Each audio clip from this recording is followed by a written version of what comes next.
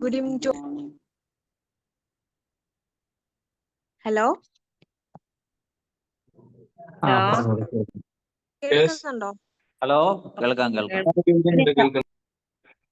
Okay.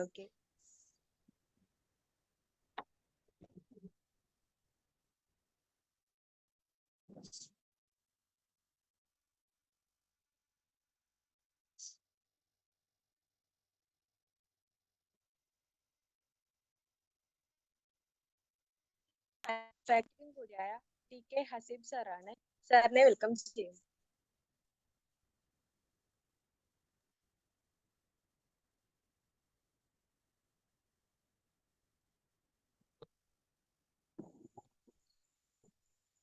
Hello,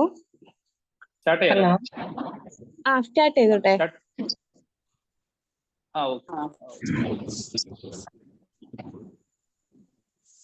good evening to all.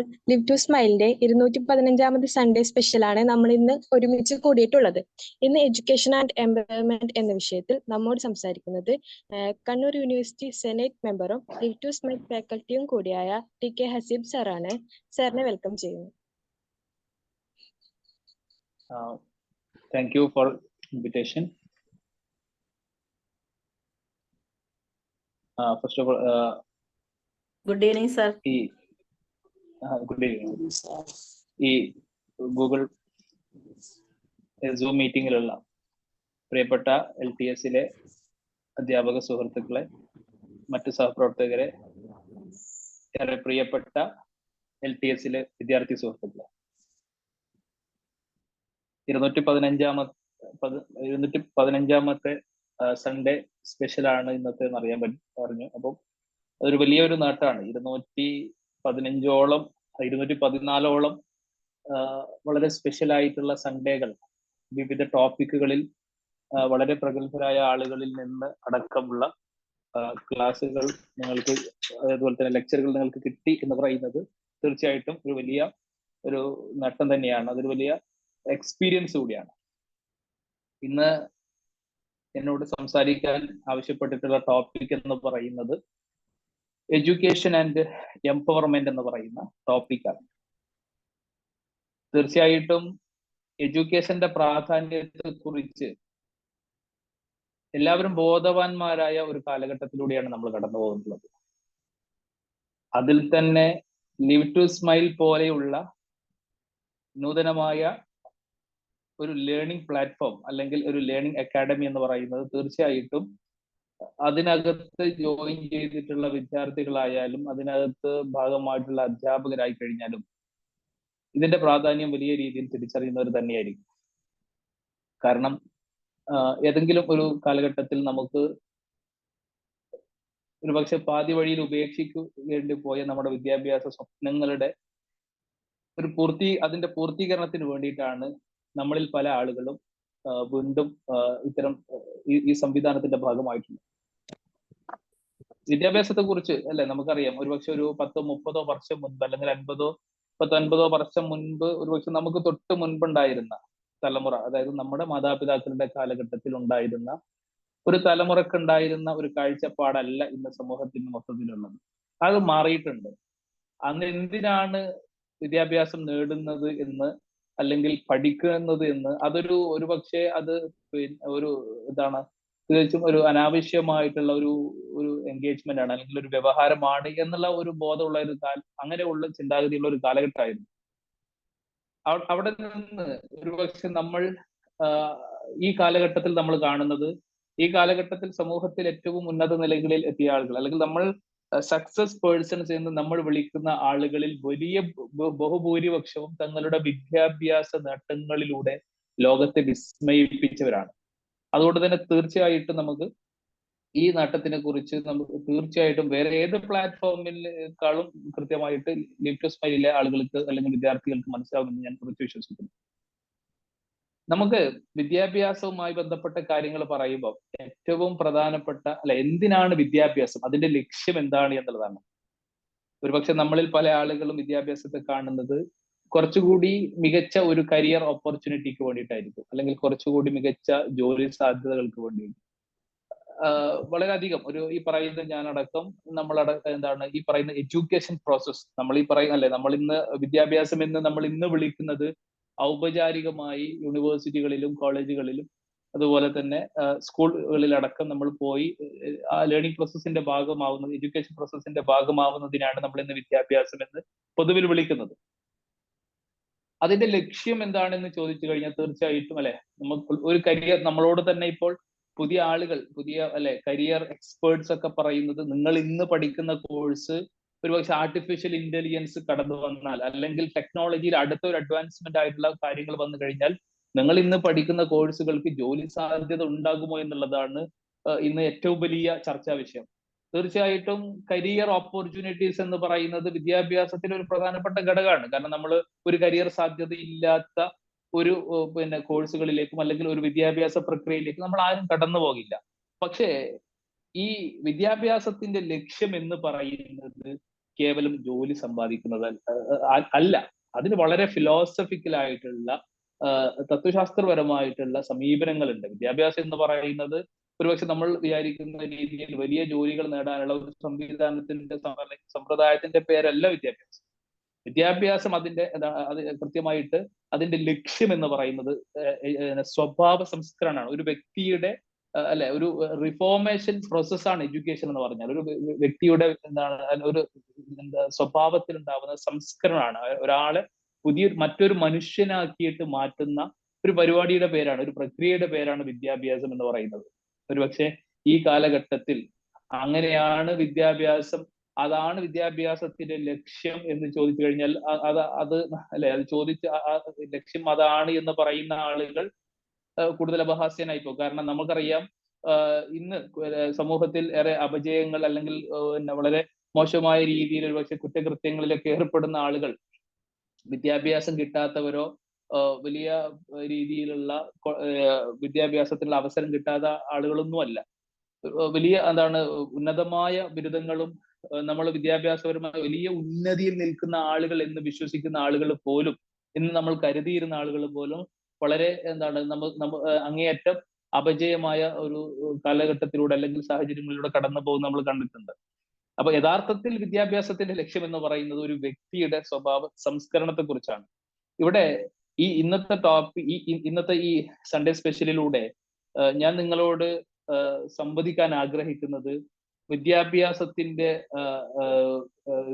നമ്മുടെ വിദ്യാഭ്യാസ സമ്പ്രദായത്തിന്റെ നമ്മൾ തീർച്ചയായിട്ടും ആളുകൾ വലിയ രീതിയിൽ സംസാരിക്കുന്ന ഒരു വിഷയമാണ്. നമ്മുടെ വിദ്യാഭ്യാസ സമ്പ്രദായത്തിന്റെ പോരായ്മകൾ എന്താണ്, വിദ്യാഭ്യാസ സമ്പ്രദായത്തിന്റെ പ്രാധാന്യം, അങ്ങനെ പല വിദ്യാഭ്യാസവുമായി ബന്ധപ്പെട്ട പല കാര്യങ്ങളെ കുറിച്ച് സംസാരിക്കുമ്പോൾ ഏറ്റവും പ്രധാനമായിട്ട് സംസാരിക്കുക. അതുകൊണ്ടാണ് നമ്മൾ പുതിയ എഡ്യൂക്കേഷൻ പോളിസി തന്നെ ഇന്ത്യ അഡോപ്റ്റ് ചെയ്ത് 2020 നമ്മൾ പുതിയ എഡ്യൂക്കേഷൻ പോളിസിയിലേക്ക് നമ്മൾ മാറി. എന്തിനാണ്?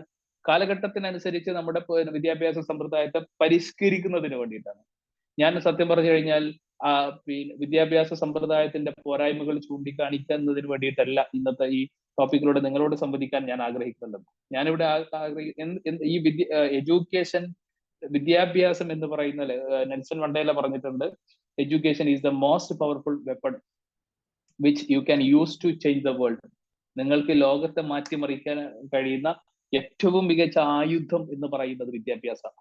നമ്മൾ ആ ഒരു പോസിറ്റീവ് ആംഗിളിൽ എന്താണ് വിദ്യാഭ്യാസത്തിന്റെ പ്രാധാന്യം, ഒരു മനുഷ്യന്റെ ഒരു വ്യക്തിയുടെ ശാക്തീകരണത്തിന്, അയാളുടെ വിജയത്തിന് പിന്നിൽ വിദ്യാഭ്യാസത്തിനുള്ള പ്രാധാന്യം എന്താണ് എന്ന് പറയാൻ ആ ഒരു വിഷയത്തിൽ നിങ്ങളോട് സംവദിക്കാനാണ് സത്യം പറഞ്ഞു കഴിഞ്ഞാൽ ഞാൻ ആഗ്രഹിക്കുന്നുണ്ട്.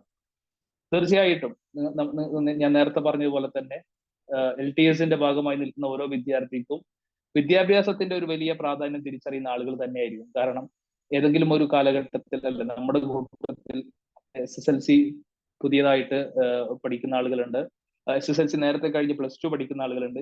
ഒരുപക്ഷെ SSLCയും +2വും കഴിഞ്ഞ് ബിരുദമോ അതുപോലെ തന്നെ പോസ്റ്റ് ഗ്രാജുവേഷനോ ഒക്കെ നമ്മുടെ LTSന്റെ ഭാഗമായി പഠിക്കുന്ന ആളുകളുണ്ട്.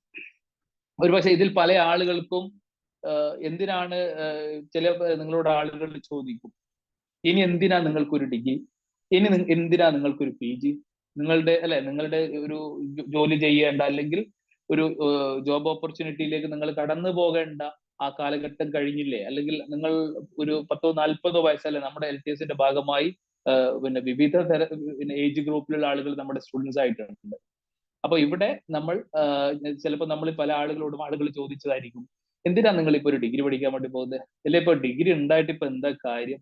ഈ ഡിഗ്രി അല്ലെങ്കിൽ നിങ്ങൾ എന്തിനാ ഇപ്പൊ ഒരു പി ജിക്ക് പോകുന്നത്? എത്ര ആളുകൾ പി ജി കഴിഞ്ഞ ആളുകൾ ഇങ്ങനെ ഒരു ജോലിയും ഇല്ലാതെ നടക്കുന്നുണ്ട്. അല്ലെ പഠനവും വിദ്യാഭ്യാസവും ഒന്നും അല്ല ജീവിതത്തിൽ വേണ്ടത്, മറ്റു പലതുമാണ് എന്ന് പറയുന്ന ആളുകളൊക്കെ ഉണ്ട്. ഒരുപക്ഷെ ജീവിത വിജയത്തിന് വേണ്ട കാര്യങ്ങൾ എന്താണ് എന്ന് ചോദിച്ചു കഴിഞ്ഞാൽ തീർച്ചയായിട്ടും അല്ലെ നമുക്ക് പറയാൻ ചില ആളുകൾ പറയും പണമാണ് വലുത് അല്ലെ. തീർച്ചയായിട്ടും പണം ഒരു പ്രധാനപ്പെട്ട കാര്യം തന്നെയാണ്. ജീവിതത്തിൽ പണം ഉണ്ടാവേണ്ട വളരെ അത്യാവശ്യമായിട്ടുള്ള ഒരു കാര്യമാണ് പണം അല്ലെ. പണമാണെന്ന് പറയും. ചില ആളുകൾ പറയും വിദ്യാഭ്യാസം വേണമെന്ന് പറയുന്ന ആളുകൾ ഉണ്ടാവും അല്ലെ. നല്ല ആരോഗ്യമാണ് എല്ലാ കാലഘട്ടത്തിലും വേണം എന്ന് പറയുന്ന ആളുകൾ ഉണ്ടാവും. അതുപോലെ തന്നെ ഒരു ഉന്നതമായ പദവികൾ എത്തിപ്പിടിക്കലാണ് വലിയ നേട്ടം എന്ന് പറയുന്ന ആളുകൾ ഉണ്ടാവും. അപ്പൊ ഇതൊക്കെ ജീവിത വിജയത്തിൽ എന്താണ് തീർച്ചയായിട്ടും ആവശ്യമായിട്ടുള്ള, അല്ലെങ്കിൽ നമ്മൾ ഇന്ന് ലോകത്ത് വിജയിച്ച ആളുകൾ എന്ന് കാണുന്ന ആളുകളൊക്കെ അല്ലേ. നമുക്ക് ഇലോൺ മസ്കിനെ കുറിച്ച് അറിയാം. ഇലോൺ മസ്ക് നമ്മളെ വിസ്മയിപ്പിക്കുന്നത് അദ്ദേഹത്തിന്റെ വിദ്യാഭ്യാസം കൊണ്ടല്ല, അദ്ദേഹത്തിന്റെ പിന്നെ വിദ്യാഭ്യാസം കൊണ്ടല്ല. തീർച്ചയായിട്ടും അദ്ദേഹം ടെക്നോളജിക്കലി വളരെ നോളജുള്ള ഒരാളാണ്. അതുകൊണ്ടാണ് അദ്ദേഹത്തിന് മറ്റാരും ചിന്തിക്കാത്ത രീതിയിൽ പുതിയ കാര്യങ്ങളും പുതിയ ടെക്നോളജിയെ കുറിച്ചും വളരെ അഡ്വാൻസ്ഡ് ആയിട്ട് ചിന്തിക്കാൻ ഇലോൺ മസ്കിന് സാധിക്കുന്നത്. അപ്പം അദ്ദേഹം ഒരുപക്ഷെ ഇന്ന് നമുക്ക് ഇലോൺ മസ്ക് ആരെന്ന് ചോദിച്ചു കഴിഞ്ഞാൽ ലോകത്തെ ഏറ്റവും അതിസമ്പന്നനായ ഒരു വ്യക്തിയായിട്ടാണ് നമ്മൾ ഇലോൺ മസ്കിനെ കാണുന്നത്.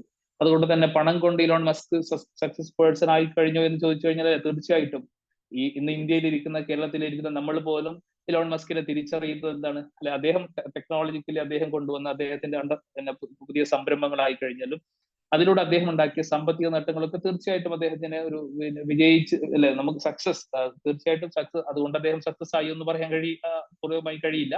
പക്ഷെ തീർച്ചയായിട്ടും നമുക്ക് എന്താണ് നമ്മൾ കാണുമ്പോൾ അദ്ദേഹത്തിന് നമുക്ക് തീർച്ചയായിട്ടും എല്ലാവരും ആഗ്രഹിക്കുന്ന രീതിയിലുള്ള ഒരു സക്സസ് ക്രൈറ്റീരിയ അദ്ദേഹത്തിൽ നമ്മൾ കാണുന്നുണ്ട്.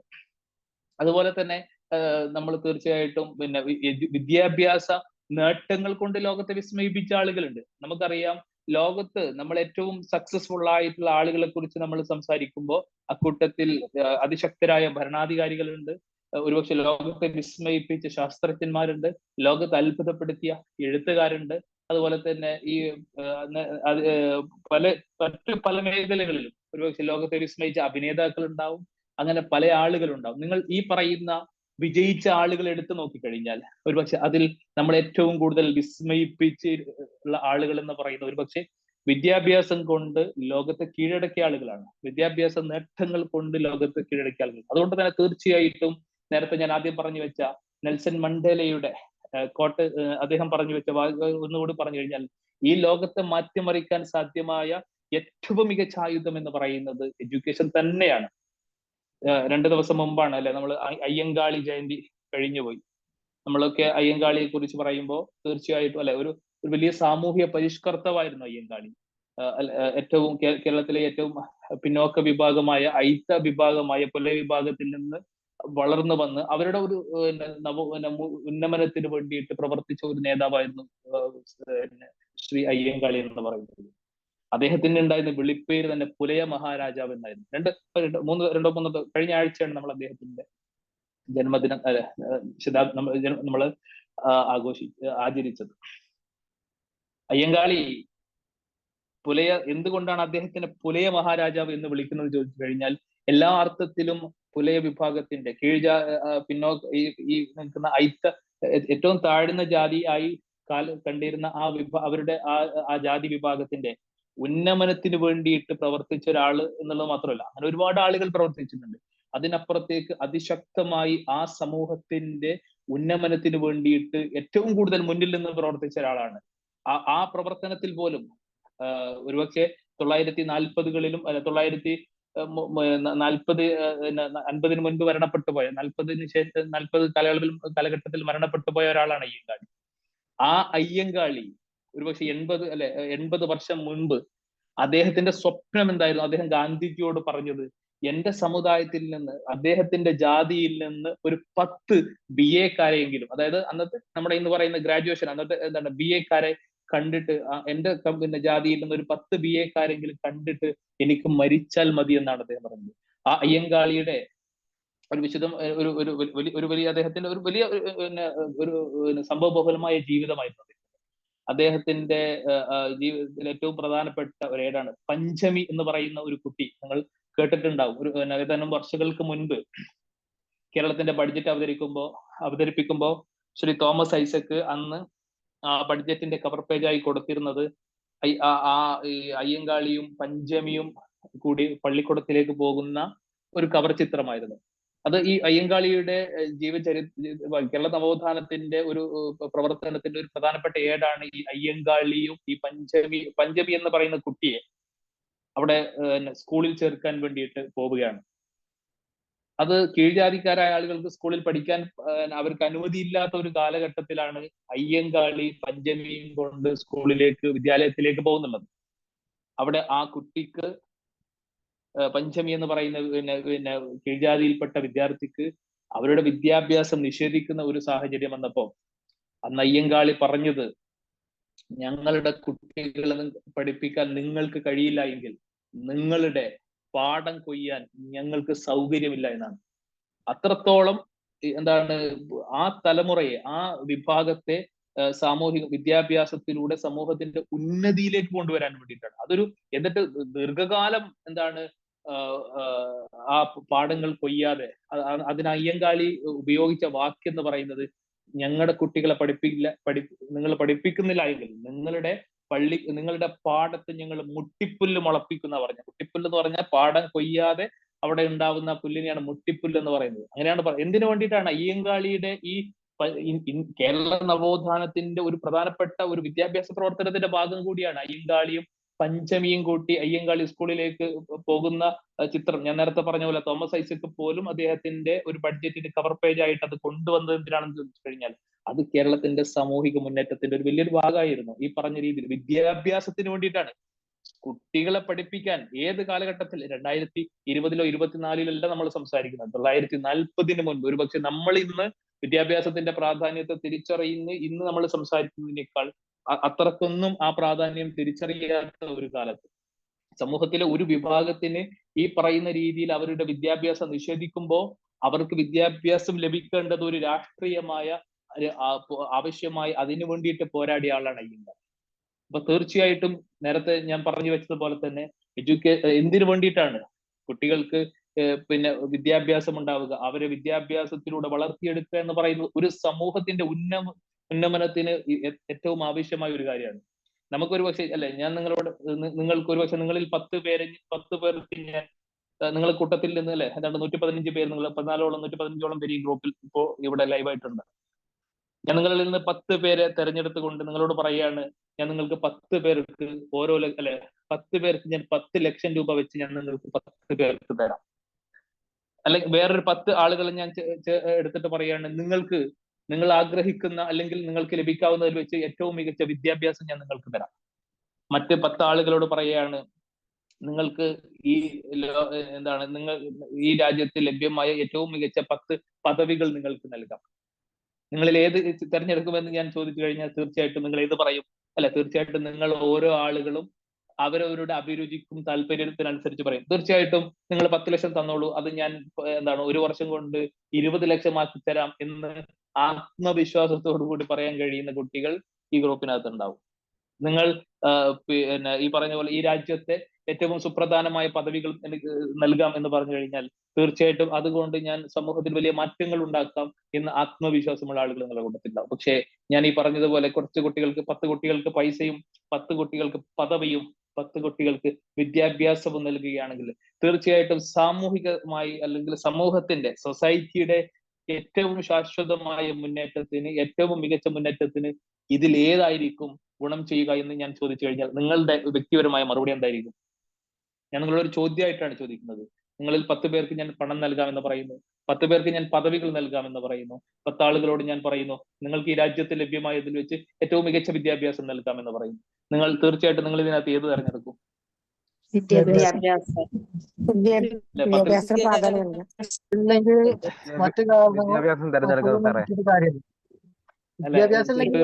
അല്ലാതെ പദവി ഉണ്ടായിട്ട് കാര്യമില്ലല്ലോ സാറേ. തീർച്ചയായും വളരെയധികം സന്തോഷമുണ്ട്. നന്നായിട്ട് വേണ്ടുന്ന ആദ്യം തീർച്ചയായും വളരെയധികം സന്തോഷമുണ്ട്. നിങ്ങൾ എല്ലാവരും എന്താണ് തമാശക്ക് പോലും നിങ്ങൾ ആരും പണം എന്ന് പറഞ്ഞിട്ടില്ല. കാരണം പണം ഉണ്ടാക്കുക, പണം ലഭിക്കുക എന്നുള്ള മോശമായിട്ട് കാര്യമൊന്നുമില്ല. തീർച്ചയായിട്ടും ചില ആളുകൾക്ക് എന്താണ് അല്ലെ, നമുക്ക് തോന്നും പണവും എന്താണ് ആവശ്യമുള്ളതാണ്. അവിടെ ചില ആളുകൾ ചോദിക്കും നമ്മൾ എന്തിനാ, ഞാൻ നേരത്തെ പറഞ്ഞ പോലെ പഠിക്കുന്നത്, വിദ്യാഭ്യാസം നേടുന്നത് പണം ഉണ്ടാക്കാൻ വേണ്ടിയിട്ടാണെങ്കിൽ, ആ ഒരു ഉദ്ദേശത്തോട് കൂടിയിട്ടാണ് വിദ്യാഭ്യാസത്തെ സമീപിക്കുന്നതെങ്കിൽ ആൾ തീർച്ചയായിട്ടും എന്ത് പറയും, പണം മതി. കാരണം എന്താണ്, ഞാൻ എന്തിനാണ് വിദ്യാഭ്യാസം നേടുന്നത്, ഞാൻ വിദ്യാഭ്യാസം നേടുന്നത് പണം സമ്പാദിക്കാനാണ്. അങ്ങനെയാണെങ്കിൽ എനിക്ക് നേരിട്ട് തന്നെ വിദ്യാഭ്യാസം പണം ലഭിക്കുമെങ്കിൽ പിന്നെ ഈ വിദ്യാഭ്യാസം എന്ന് പറയുന്ന ആ ഒരു പ്രോസസ്സിലൂടെ ഞാൻ കാലതാമസം എടുക്കേണ്ട ആവശ്യമില്ലല്ലോ, അല്ലെ? നമ്മൾ ഒരു വർഷം 3 വർഷത്തെ ബിരുദമോ 5 വർഷത്തെ പിന്നെ ഒരു PG ഒക്കെ കഴിഞ്ഞിട്ട് ഒരു വർഷം ഇനിയും 5-10 വർഷം കഴിഞ്ഞ് നമ്മൾ ഒന്നിച്ചൊരു 10 ലക്ഷം രൂപ നമ്മൾ സമ്പാദിക്കണമെങ്കിൽ ആ പണം ഇന്ന് ലഭിക്കുകയാണെങ്കിൽ ഒരുപക്ഷെ ആ പുതിയ കാലത്ത് ആളുകൾക്ക് എന്താണ് പറയാ, ആ 10 അല്ലെ, പുതിയ കാലത്തെ മോട്ടിവേഷൻ സ്പീക്കേഴ്സിനോട് നിങ്ങൾ ചോദിക്കുക, അവർ പറയും ആ 10 ലക്ഷം രൂപ നിങ്ങൾ എവിടെയെങ്കിലും കൊണ്ടുപോയി ഇൻവെസ്റ്റ് ചെയ്യൂ, എന്നിട്ട് അതിൽ നിന്ന് കിട്ടുന്ന റിട്ടേൺ കൊണ്ട് നിങ്ങൾ മെല്ലെ മെല്ലെ നിങ്ങൾ പുതിയ വിദ്യാഭ്യാസം നേടിക്കോളൂ എന്നൊക്കെ പറയും. ഞാൻ ഈ പറഞ്ഞ ഉത്തരം മാത്രമാണ് ശരിയെന്നോ അല്ലെങ്കിൽ എഡ്യൂക്കേഷൻ മാത്രമാണ് ഉള്ളത് ശരിയാണെന്നും പറയുന്നില്ല. തീർച്ചയായിട്ടും ഇതിനെ കൗണ്ടർ ചെയ്യാൻ കഴിയുന്ന ഒരു കാലഘട്ടത്തിലൂടെ കൂടിയാണ് നമ്മൾ പോകുന്നത്. അപ്പൊ തീർച്ചയായിട്ടും അപ്പൊ ഞാൻ പറഞ്ഞു വന്നത്, ഈ ഒരുപക്ഷെ നമ്മൾ അങ്ങനെ നിങ്ങൾ എപ്പോഴെങ്കിലും സാധ്യമാവുമെങ്കിൽ നിങ്ങൾ ഒരുപക്ഷെ നിങ്ങൾക്ക് തന്നെ നിങ്ങളുടെ ജീവിതത്തിൽ നിന്ന്, നിങ്ങളുടെ ചുറ്റുപാടുകളിൽ നിന്ന് നിങ്ങൾക്ക് ഞാൻ ഈ പറഞ്ഞതിന് സമാനമായ ഉദാഹരണങ്ങൾ നിങ്ങൾക്ക് കണ്ടെത്താൻ കഴിയും. ഒരുപക്ഷെ നിങ്ങളുടെ കാലഘട്ടത്തിലൂടെ, നിങ്ങളുടെ ജീവിതങ്ങളിലൂടെ കടന്നുപോയ ആളുകൾ ഉണ്ടാവും. ഒരു 5-10 വർഷം മുമ്പ് നല്ല അതിസമ്പന്നമായ സാമ്പത്തിക ചുറ്റുപാടിൽ നിന്ന് വന്ന് ജീവിതത്തിൽ ആഗ്രഹിച്ചതെല്ലാം നേടുന്ന ഒരു സാമ്പത്തിക ചുറ്റുപാടുണ്ടായ ആളുകൾ നിങ്ങളുടെ സൗഹൃദ വലയങ്ങളിൽ, നിങ്ങളുടെ കുടുംബ ബന്ധങ്ങളിൽ ഉണ്ടായിട്ടുണ്ടാകും. അത് ഒരുപക്ഷെ കഷ്ടപ്പെട്ടുകൊണ്ട് മികച്ച വിദ്യാഭ്യാസ നേട്ടം നേടിയ ആളുകൾ നിങ്ങളുടെ കൂട്ടത്തിൽ ഉണ്ടാകും. ഒരുപക്ഷെ ചിലപ്പോ പിന്നെ രാഷ്ട്രീയമായും അല്ലാതെയും മികച്ച പദവികൾ നേടിയ ആളുകൾ നിങ്ങൾ കണ്ടിട്ടുണ്ടാവും. ഞാൻ നിങ്ങളോട് ചോദിക്കട്ടെ, ശാശ്വതമായി നിലനിൽക്കുന്നത് ഇതിലേതാണ്? തീർച്ചയായിട്ടും അത് വിദ്യാഭ്യാസം മാത്രമാണ്, അല്ലെ? പണം നഷ്ടപ്പെട്ടു പോകാം. പണം എന്ന് പറയുന്നത്, അല്ലെ, നമ്മുടെ പണം എന്ന് പറയുന്നത് നമ്മൾ പിന്നെ ഇൻവെസ്റ്റ്മെന്റ്, അല്ലെ? ഇപ്പൊ നമ്മൾ പറയാം ഇന്ത്യയിലെ അതിസമ്പന്നനായ ആളാണ് മുകേഷ് അംബാനി. അദ്ദേഹത്തിന്റെ പിതാവ് ധീരുഭായ് അംബാനി അദ്ദേഹത്തിന്റെ കാലത്ത് ഏറ്റവും അതിസമ്പന്നനായ വ്യക്തിയായിരുന്നു. അദ്ദേഹത്തിന്റെ 2 മക്കളിൽ ഒരാൾ മുകേഷ് അംബാനിയും മറ്റൊരാൾ അനിൽ അംബാനിയുമാണ്. നമുക്കറിയാം കഴിഞ്ഞ കുറച്ചു കാലമായി അനിൽ അംബാനിയുമായി ബന്ധപ്പെട്ടിട്ട് നമ്മൾ കേൾക്കുന്ന വാർത്തകൾ എന്താണ്? അനിൽ അംബാനി പാപ്പരായി, അനിൽ അംബാനിയുടെ സംരംഭങ്ങൾ ഓരോന്നായി തകർന്ന് തരിപ്പണമായി. ഒരുപക്ഷെ ഒരു സൈഡിൽ മുകേഷ് അംബാനി വളർന്ന് പന്തലിക്കുമ്പോ മറ്റേ സൈഡിൽ അനിൽ അംബാനി തകർന്ന് താഴോട്ട് പോകുന്നതാണ് നമ്മൾ കണ്ടത്. ഇപ്പൊ കഴിഞ്ഞ കുറച്ച് ദിവസങ്ങളായിട്ട് അനിൽ അംബാനി അദ്ദേഹത്തിന്റെ സംരംഭങ്ങളൊക്കെ തിരിച്ചു വരുന്നു എന്നുള്ള വളരെ പോസിറ്റീവായിട്ട് വാർത്തയുണ്ട്. പക്ഷെ ഞാൻ ചോദിക്കട്ടെ, നമ്മള് അനിൽ അംബാനി ആരായിരുന്നു? ധീരുഭായ് അംബാനി എന്ന് പറഞ്ഞു കഴിഞ്ഞാൽ ഒരുപക്ഷെ ഇന്ത്യ വിലക്ക് വാങ്ങാൻ കഴിയുന്ന, ഇന്ത്യയിലെ ഏറ്റവും അതിസമ്പന്നന്മാരായ ആൾ, ഇന്ത്യയിൽ നിന്നല്ല ഒരുപക്ഷെ ഏഷ്യയിൽ, ലോകത്തിൽ തന്നെ അതിസമ്പന്നന്മാരായ ആളുകളിൽ പെടുന്ന ധീരുഭായ് അംബാനി, അദ്ദേഹത്തിന്റെ മക്കൾ. അപ്പൊ ആ പണം, സാമ്പത്തികമായ പണം എന്ന് പറയുന്നത് തീർച്ചയായിട്ടും അതുകൊണ്ട് ലോകത്തെല്ലാം വാങ്ങിക്കാൻ കഴിയുമായിരുന്നുവെങ്കിൽ, അത് എല്ലാ കാലത്തും ശാശ്വതമായി അത് നിലനിൽക്കുമായിരുന്നെങ്കിൽ, ഒരുപക്ഷെ അനിൽ അംബാനിയെ കുറിച്ച് നമ്മൾ, അനിൽ അംബാനിയും മുകേഷ് അംബാനിയും മുകേഷ് അംബാനിയെ പോലെ തന്നെ വീണ്ടും മറ്റൊരു വ്യക്തിയായി മാറുവാണ്. അപ്പോ പണം കൊണ്ട് എല്ലാ കാലത്തും എന്താണ്, ഒരുപക്ഷെ അത് എല്ലാ വ്യക്തികളിലും ഒരുപോലെ മാറ്റം വരണമെന്നില്ല. ഞാൻ ഈ പറഞ്ഞത്, അപ്പൊ പണം എന്ന് പറയുന്ന പദവികൾ എങ്ങനെയാണ്?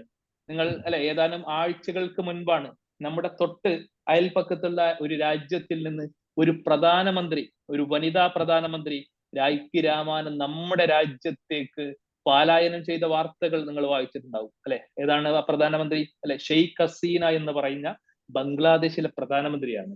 ഷെയ്ഖ് ഹസീന എന്ന് പറയുന്നത് വെറും ഒരു വനിതാ പ്രധാനമന്ത്രി അല്ല. ഷെയ്ഖ് ഹസീന 20 വർഷത്തോളമായി, ഏതാണ്ട് 20 വർഷത്തിലധികമായി ബംഗ്ലാദേശ് അടക്കി ഭരിക്കുന്ന പ്രധാനമന്ത്രിയാണ് ഷെയ്ഖ് ഹസീന. ആ ഷെയ്ഖ് ഹസീന അവിടെ ബംഗ്ലാദേശിൽ തെരഞ്ഞെടുപ്പ്, ഏറ്റവും അവസാനമായിട്ട് പാർലമെന്റ് തെരഞ്ഞെടുപ്പ് നടന്നത് എപ്പോഴാണെന്ന് നിങ്ങൾക്കറിയാം? ഈ വർഷം ജനുവരിയിലാണ്. ഈ വർഷം ഏപ്രിൽ മുതൽ ഏതാണ്ട് മെയ് അവസാനം വരെ നമ്മുടെ രാജ്യത്ത് പാർലമെന്റ് തെരഞ്ഞെടുപ്പ് നടന്നു. നമ്മുടെ രാജ്യത്ത് പുതിയൊരു ഗവൺമെന്റ്, അല്ലെ, തൊട്ടു മുമ്പുണ്ടായിരുന്ന ഗവൺമെന്റ് തന്നെ അവർക്ക് അധികാര തുടർച്ച ലഭിച്ചു. ഏതാണ്ട് അതിന് 4 മാസങ്ങൾക്ക് മുൻപാണ്, ഏതാണ്ട് കൃത്യമായി പറഞ്ഞാൽ 8 മാസങ്ങൾക്ക് മുൻപാണ് ബംഗ്ലാദേശിൽ എന്ത് സംഭവിച്ചത്? ബംഗ്ലാദേശിൽ ഈ തെരഞ്ഞെടുപ്പ് ഉണ്ടായത്. ആ തെരഞ്ഞെടുപ്പിൽ ബംഗ്ലാദേശിലെ മുഖ്യ പ്രതിപക്ഷ പാർട്ടികളൊന്നും തെരഞ്ഞെടുപ്പിൽ മത്സരിച്ചിട്ടില്ല. കാരണം എന്താണ്? ഏകാധിപത്യ രീതിയിലൂടെ മുഴുവൻ സംവിധാനങ്ങളെയും ഈ അവിടുത്തെ ഭരണകക്ഷിയായ അവാമി ലീഗിന് അനുകൂലമാക്കി വെച്ചുകൊണ്ട് തെരഞ്ഞെടുപ്പ് നേടുമ്പോൾ ഒരു സുതാര്യമായ തെരഞ്ഞെടുപ്പല്ല, ഒരു കാരണം കൊണ്ടും പ്രതിപക്ഷത്തിന് ജയിക്കാൻ കഴിയില്ല എന്ന് ഉറപ്പ് വന്നപ്പോ പ്രതിപക്ഷം ആ തെരഞ്ഞെടുപ്പ് ബഹിഷ്കരിച്ച് 75% വോട്ട് നേടിയിട്ടാണ് ഷെയ്ഖ് ഹസീന അധികാരത്തിലേക്ക് വരുന്നത്.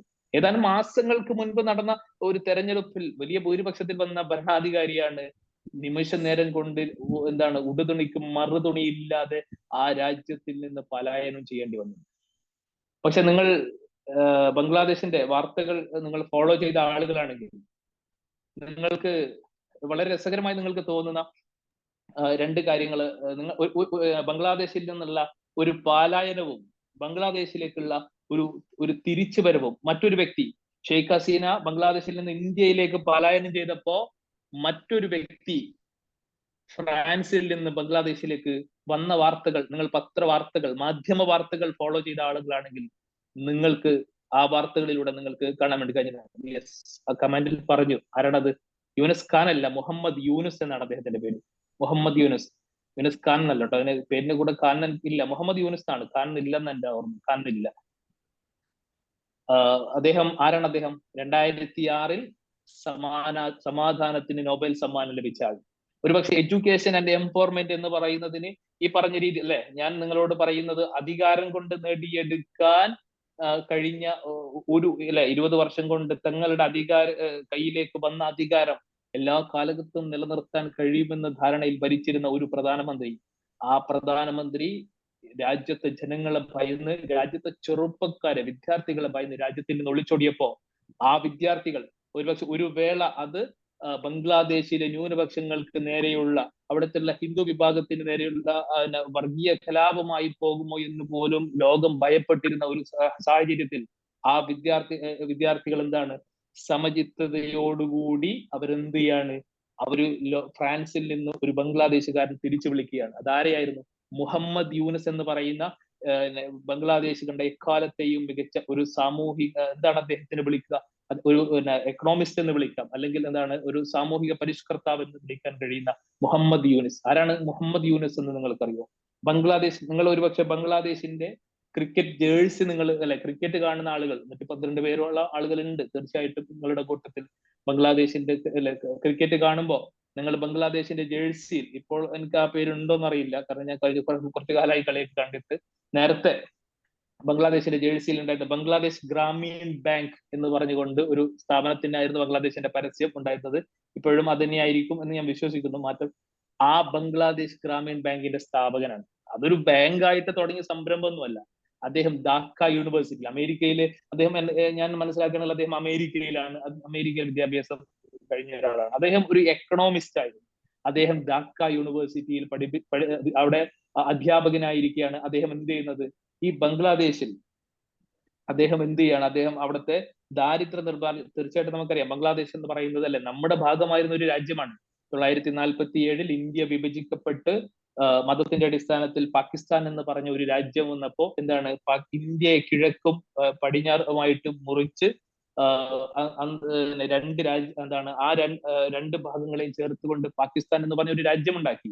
അതിനുശേഷം 1971 ബംഗ്ലാദേശ് പാകിസ്ഥാനിൽ നിന്ന് വിഭജിച്ചു പോയി, ബംഗ്ലാദേശ് സെപ്പറേറ്റ് ആയി ഒരു രാജ്യമായി മാറി. പക്ഷെ അന്ന് മുതൽ അതൊരു ഒരു ദരിദ്ര രാജ്യമായിരുന്നു ബംഗ്ലാദേശ്.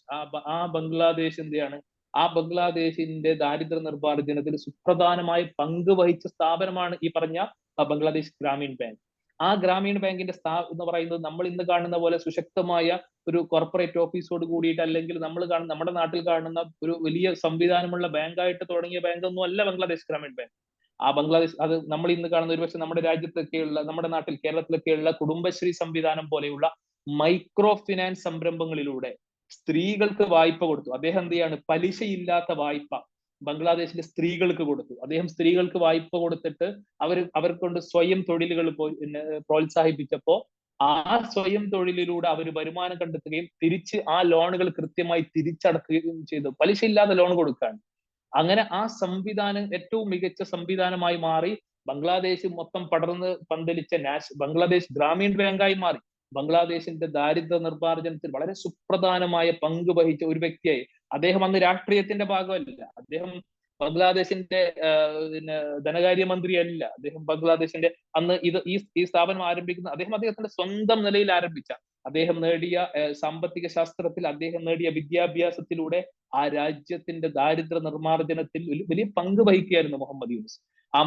അതിനു വേണ്ടിയിട്ടാണ് അദ്ദേഹത്തിന് 2006 നൊബേൽ സമ്മാനം കിട്ടിയിട്ടുണ്ട്. പക്ഷെ അദ്ദേഹത്തിന് നിങ്ങൾ ഒരു വസ്തുത തീർച്ചയായിട്ടും അല്ലെ, അദ്ദേഹം ഒരു എക്കണോമിസ്റ്റ് ആണെന്ന് കരുതുമ്പോൾ നിങ്ങൾ വിചാരിക്കും അദ്ദേഹത്തിന് എന്തിലെ നൊബേൽ സമ്മാനം കിട്ടിയത്, അദ്ദേഹത്തിന് എക്കണോമിക്സിലായിരിക്കും നൊബേൽ സമ്മാനം കിട്ടിയത് എന്ന് നിങ്ങൾ കരുതും. അല്ല. അദ്ദേഹത്തിന് ഏത് വിഷയത്തിലാണ് നൊബേൽ സമ്മാനം കിട്ടിയത് നിങ്ങൾക്കറിയാമോ?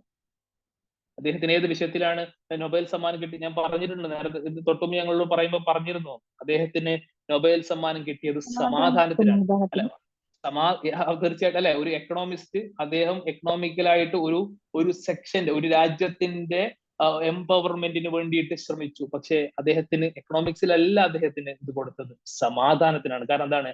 അതിലൂടെ അദ്ദേഹം രാജ്യത്തിന്റെ ദാരിദ്ര്യ നിർമ്മാർജ്ജനത്തിൽ വലിയ സംഭാവന കൊടുത്തു. ഒരുപക്ഷെ എക്കണോമിക്സിനാണ് അല്ലെ അദ്ദേഹം മുന്നോട്ട് വെച്ച ഏതെങ്കിലും ഒരു തിയറിക്കാണ് ഒരു പക്ഷേ അദ്ദേഹത്തിന് നോബൽ സമ്മാനം കിട്ടിയതെങ്കിൽ അതിന് ഞാൻ ഇത്രത്തോളം ഒരു പ്രാധാന്യത്തോടു കൂടിയിട്ട് ഇന്നത്തെ ഈ സംരംഭത്തിൽ ഞാൻ ഒരു പക്ഷെ നിങ്ങളോട് സംസാരിക്കുമായിരുന്നില്ല. കാരണം എക്കണോമിക്സിന് 1967 69 എനിക്ക് തോന്നുന്നു, 69 മുതൽ എക്കണോമിക്സിന് എന്റെ കൂടിയുള്ള നോബൽ സമ്മാനം കൊടുത്തു വരുന്നുണ്ട്.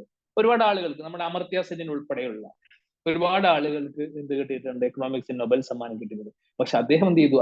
അദ്ദേഹത്തിന്റെ വിദ്യാഭ്യാസത്തെ ഒരു തിയറിറ്റിക്കലായിട്ട് ഒരു പക്ഷെ വളരെ നമുക്കിപ്പോ നമ്മുടെയൊക്കെ യൂണിവേഴ്സിറ്റികളിൽ, നമ്മുടെയൊക്കെ രാജ്യത്ത് വളരെ വലിയ എക്കണോമിക് നമ്മുടെ രാജ്യത്തിന്റെ മുൻ പ്രധാനമന്ത്രി പോലും ലോകം ആദരിക്കുന്ന ഒരു എക്കണോമിസ്റ്റ് ആണ്. പക്ഷെ ഒരു ഇതിനപ്പുറത്തേക്ക് അദ്ദേഹം ആ രാജ്യത്തിന്റെ ദാരിദ്ര്യ നിർമ്മാർജ്ജനത്തിലേക്ക് മാറ്റിവെച്ചു. അവിടെ ഞാൻ നേരത്തെ പറഞ്ഞു വെച്ചത്, ആ മുഹമ്മദ് യൂനുസിനെ വിദ്യാർത്ഥികൾ തിരിച്ചു വിളിക്കുകയാണ്. 84-ാമത്തെ വയസ്സിൽ അദ്ദേഹത്തെ വിദ്യാർത്ഥികൾ തിരിച്ചു വിളിക്കുകയാണ്. എന്തിനു വേണ്ടിയിട്ടാണെന്നറിയോ? ഈ രാജ്യത്തിന്റെ പ്രധാനമന്ത്രി പദം നിങ്ങൾ ഏറ്റെടുക്കണം എന്ന് പറഞ്ഞുകൊണ്ട് ഈ മുഹമ്മദ് യൂനുസിനെ തിരിച്ചു വിളിക്കുകയാണ്. അപ്പോഴാണ് എന്റെ ഒരു സുഹൃത്ത് കഴിഞ്ഞ ദിവസം സൗഹൃദ സംഭാഷണത്തിൽ പറഞ്ഞപ്പോ അവൻ എന്നോട് പറഞ്ഞൊരു കാര്യമുണ്ട്. ഒരാൾ എന്താവണമെന്ന് ദൈവം പടച്ചവൻ അത് വിധിച്ചിട്ടുണ്ടെങ്കിൽ എത്ര അകന്നു പോയാലും അതിലേക്ക് എത്തുമെന്നതിന് ഏറ്റവും വലിയ ഉദാഹരണമല്ല. ഇതൊന്നും ആഗ്രഹിക്കാത്ത ഒരു മനുഷ്യൻ ഒരുപക്ഷെ ബംഗ്ലാദേശിന്റെ പ്രധാനമന്ത്രി ആവുക എന്നത് ഒരുപക്ഷെ അദ്ദേഹത്തിന്റെ ജീവിതത്തിൽ ഒരു ആഗ്രഹമായിട്ടുണ്ടോ എന്ന് പോലും അറിയില്ല. കാരണം രാഷ്ട്രീയത്തിന്റെ ഭാഗമായിരുന്നില്ല അദ്ദേഹം. ആ ക്ഷണം പോലും അദ്ദേഹം സ്വീകരിച്ചത് പ്രക്ഷോഭകാരികളോട് അദ്ദേഹം പറഞ്ഞൊരു കാര്യമുണ്ട്. നിങ്ങൾ കലാപം നിർത്തിവെക്കണം, പ്രക്ഷോഭങ്ങൾ സമരങ്ങൾ അവസാനിപ്പിക്കണം, നിയമവിരുദ്ധമായ ഈ പരിപാടികൾ അവസാനിപ്പിക്കണം. അങ്ങനെയാണെങ്കിൽ മാത്രമാണ് ഞാൻ അധികാരം ഏറ്റെടുക്കാൻ വേണ്ടി വരികയുള്ളൂ എന്ന് പറഞ്ഞു. അദ്ദേഹത്തിന്റെ നേതൃത്വത്തിൽ ഒരു പുതിയ സംവിധാനം ബംഗ്ലാദേശിലേക്ക് വരികയാണ്. ഈ മുഹമ്മദ് യൂനുസ് എന്ന് പറയുന്ന വ്യക്തി, ഒരു നൊബേൽ സമ്മാന ജേതാവ്, ലോകം ആദരിക്കുന്ന ഒരു വ്യക്തി. ആ വ്യക്തി വിദ്യാഭ്യാസത്തിലൂടെ അദ്ദേഹം സ്വയം വളരുകയും അദ്ദേഹം വളരുക മാത്രമല്ല അദ്ദേഹം ചെയ്തത്, അദ്ദേഹത്തിന് ജോലി വേണമെങ്കിൽ അല്ലെ, എക്കണോമിക്സ് എന്ന് പറയുന്ന ഒരു സബ്ജക്റ്റിലൂടെ ഒരാൾ വളരുകയാണെങ്കിൽ അയാൾക്ക് എന്ത് ചെയ്യാം? ആ രാജ്യത്ത് ഏറ്റവും സുപ്രധാനമായ എക്കണോമിക് വേദികളിൽ, പദവികളിൽ അദ്ദേഹം എത്താം. അദ്ദേഹം അത് സാമൂഹിക മാറ്റത്തിന് വേണ്ടിയിട്ടുള്ള ആയുധമാക്കി മാറ്റിയെന്നാണ്. അവിടെയാണ് ഞാൻ നേരത്തെ പറഞ്ഞു വെച്ച നെൽസൺ മണ്ടേലയുടെ വാചകം തീർച്ചയായിട്ടും പ്രസക്തിയുള്ള ഒന്നായി മാറുന്നത്. Education is the most powerful weapon which you can use to change the world. നിങ്ങൾക്ക് ലോകത്തെ മാറ്റാൻ നിങ്ങളുടെ കയ്യിൽ നിങ്ങൾക്ക് ഏത് ആയുധമാണ് അല്ലെ, നിങ്ങൾക്ക് ലഭിക്കുന്നതിൽ വെച്ച് ഏറ്റവും നല്ല ആയുധം എന്ന് ചോദിച്ചു കഴിഞ്ഞാൽ തീർച്ചയായിട്ടും അത് എഡ്യൂക്കേഷൻ തന്നെയാണ്. അപ്പൊ തീർച്ചയായിട്ടും നമ്മൾ ഈ പറഞ്ഞ രീതിയിൽ വിദ്യാഭ്യാസത്തിന്റെ, ഞാൻ നിങ്ങളോട് ഒരു പക്ഷേ എന്റെ ലിവിങ് സ്മൈലിലെ എന്റെ സുഹൃത്തുക്കൾ, എന്റെ ഒരുപാട് സ്റ്റുഡൻസ്, ഞാൻ പഠിപ്പിച്ച സ്റ്റുഡൻസിനകത്തുണ്ട്. അവര് എനിക്ക് ഒരുപക്ഷെ ഞാൻ നിങ്ങളോട് ഒരുപക്ഷെ അല്ലെ, നിങ്ങൾ തീർച്ചയായിട്ടും നിങ്ങൾ ഫേസ് ചെയ്തിരിക്കുന്ന ചോദ്യം എപ്പോഴെങ്കിലും നിങ്ങൾ ഇപ്പോഴും ഞാൻ ഡിസ്റ്റൻസ് ആയിട്ട് ഞാൻ ഡിഗ്രി ചെയ്യുന്നുണ്ട്, ഡിസ്റ്റൻസ് ആയിട്ട് ഞാൻ PG ചെയ്യുന്നുണ്ട്, ഞാൻ NIOS-ലൂടെ 10ാം ക്ലാസ് ചെയ്യുന്നുണ്ട്, ഞാൻ NIOS-ലൂടെ +2 ചെയ്യുന്നുണ്ട് എന്ന് പറയുമ്പോൾ നിങ്ങളോട് ആളുകൾ ചോദിക്കുന്ന ഒരു ചോദ്യം ഇതായിരിക്കും: ഈ ഇങ്ങനെ പഠിച്ചു കഴിഞ്ഞാൽ നിങ്ങൾക്ക് പ്രൊമോഷൻ കിട്ടുമോ? അല്ലെ, നിങ്ങൾ ജോലി ചെയ്യുന്നവരാണെങ്കിൽ നിങ്ങൾക്ക് പ്രൊമോഷൻ കിട്ടുമോ? അല്ലെങ്കിൽ ഇതുകൊണ്ട് എന്ത് കാര്യമാണുള്ളത്? 2 PG-കാരനുള്ള ആളുകളെ ഞാൻ കാണിച്ചുതരാം, 4 PG-യുള്ള ആളെ ഞാൻ കാണിച്ചുതരാം, ഒരു ജോലിയും ഇല്ല. അല്ലെങ്കിൽ അവന് വളരെ ചെറിയ സാമ്പത്തികമായി ചെറിയ നേട്ടം മാത്രമാണ് ഉണ്ടാക്കാൻ കഴിഞ്ഞത്. ഒരുപക്ഷെ ഏതെങ്കിലും ഒരു 10ാം ക്ലാസ്സുകാരൻ അല്ലെങ്കിൽ വലിയ വിദ്യാഭ്യാസം ഇല്ലാത്ത ആളുകളൊക്കെ കാണിച്ചിട്ട് പറയും, ഇതൊന്നും പഠിക്കാതെ ആണ് അവരുണ്ടാക്കിയത്, പിന്നെ നീ എന്തിനാണ്, അല്ലെ നിങ്ങൾ എന്തിനാണ് പഠിക്കേണ്ടതെന്ന് ഈ കൂട്ടത്തിൽ നിങ്ങളോട് അല്ലെ നിങ്ങളുടെ കൂട്ടത്തിൽ ആ ചോദ്യം നേരിട്ട ആളുകൾ ഉണ്ടാകുമെന്ന് ഞാൻ ഉറച്ചു വിശ്വസിക്കും, ഇല്ലേ? എല്ലാവരോടും ചോദിച്ചിട്ടുണ്ടാവണമെന്നില്ല, ഒരു പക്ഷെ ഞാൻ ഈ പറഞ്ഞ രീതിയിൽ തന്നെ ചോദിച്ചിട്ടുണ്ടാവണമെന്നില്ല. ഇതിന് സമാനമായ ഒരു ചോദ്യം, എന്താണ് ഈ പറഞ്ഞ വിദ്യാഭ്യാസത്തിന്റെ പ്രസക്തി എന്ന് നിങ്ങളെ പിന്തിരിപ്പിക്കാൻ ശ്രമിച്ച ആളുകളില്ല. ഇതിന്റെ ആവശ്യം എന്താണ്? തീർച്ചയായിട്ടും ഉണ്ടാകും എന്നാണ് ഞാൻ കരുതുക. പറഞ്ഞു ഒരാൾ തീർച്ചയായിട്ടും പറഞ്ഞു, അല്ലെ?